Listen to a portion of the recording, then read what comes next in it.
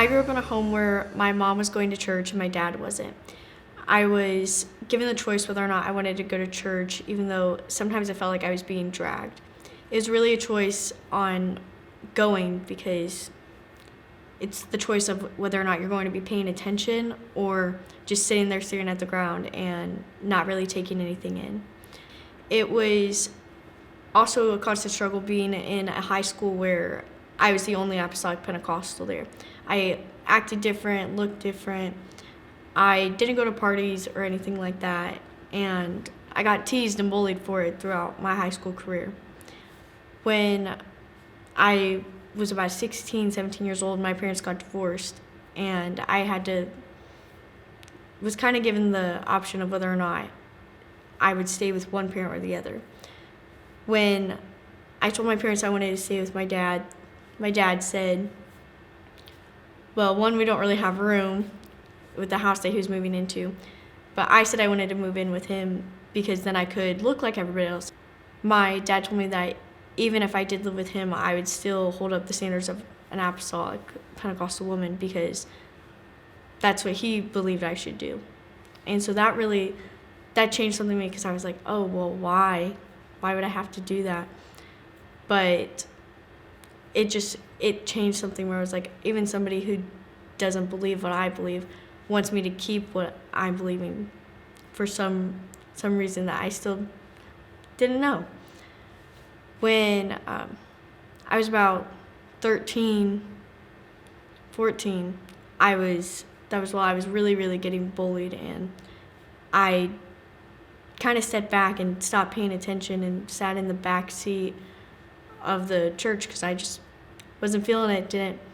I got really depressed and didn't want to be with anybody and closed off. But there was one Wednesday night up in my youth room, my youth leader's wife called me up while she was teaching and said I didn't need to worry anymore and that I didn't need to feel alone or depressed because I wasn't alone. I had all the people in my youth group that were rooting for me and that were there for me. She was rooting for me. Her husband was rooting for me. They were all supporting and praying for me and worshiping with me, even if I wasn't.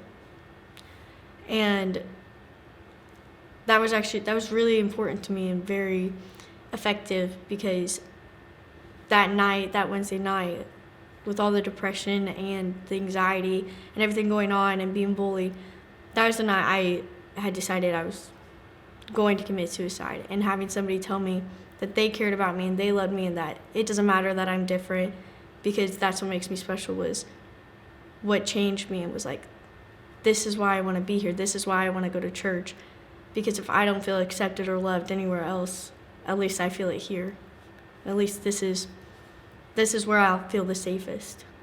And there's just something about being at church and worshiping and praying with all those people at your lowest and at your highest points that makes you feel something else. It's a different experience. It's something that just changes you on the inside. And it's something I don't think I'd ever want to give up. And that's why I always want to stay in church and why I've always chose to continue to be in church. And that's why it's really important for me now to, when I see somebody going through something, or if there is somebody who needs prayer, I'm going to go pray for them. I'm going to go worship with them because I want them to know that they're not alone and that I'm going to walk with them through whatever struggle they're going through because I had people walking with me through the struggles that I went through. This testimony we've just heard is a powerful example of the purpose of the church. All of us need the family of God. Today we're going to take some time to look to God's Word to learn what it has to say about this foundational element of our spiritual lives. First, we're going to explore the birth of the church by looking at the book of Acts. We'll see in our study that Jesus founded the church to be an agent of love. It's not like any other group of people, but we work to fulfill Jesus' mission of caring for one another and reaching the lost. This means we should live in unity as the family of God and seek gifts of the Spirit to minister to one another. It's now time to look to God's Word and to discuss this important topic together. Throughout today's discussion, feel free to ask any questions that you may have, and after the session is over, spend some time this week in prayer and in reviewing the Bible passages that are listed in your participant's guide. God bless you today as you join in the study of this important topic about the church.